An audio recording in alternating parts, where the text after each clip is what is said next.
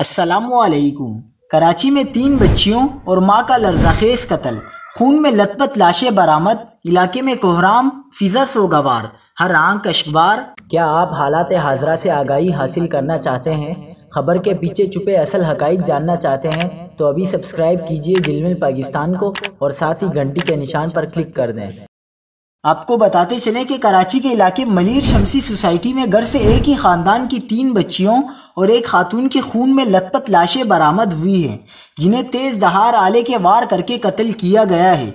SSP Korangi Sajid अमीर सद्दोज़ई के मुताबिक शमसी सोसाइटी का वाक़या मकतूल खानदान का अंदरूनी मामला है, जिसमें मुबैना तौर पर जख्मी होने वाला शख्स ही 4 अफराद के कत्ल का मुलजिम है। साजिद अमीर सद्दोज़ई के मुताबिक मकतूलीन में मुलजिम फवाद की अहलिया और उसकी 3 बच्चियां शामिल हैं। मुलजिम फवाद मसाला कंपनी में सेल्स मैनेजर है, जिसने मुबैना तौर पर अपनी अहलिया और 3 बच्चियों को कत्ल करके खुदकुशी करने की कोशिश की। वारदात के बाद कमरे की कुंडी अंदर से बंद थी। कत्ल किए गए अफराद में जख्मी फवाद की अहलिया हुमा, 16 साला बेटी नेहा, 12 साला बच्ची फातिमा और 10 साला बच्ची समरा शामिल है। फवाद की हालत तशवीशनाक है। एसएसपी के मुताबिक जख्मी और लाशों को घर का दरवाज़ा तोड़कर निकाला गया।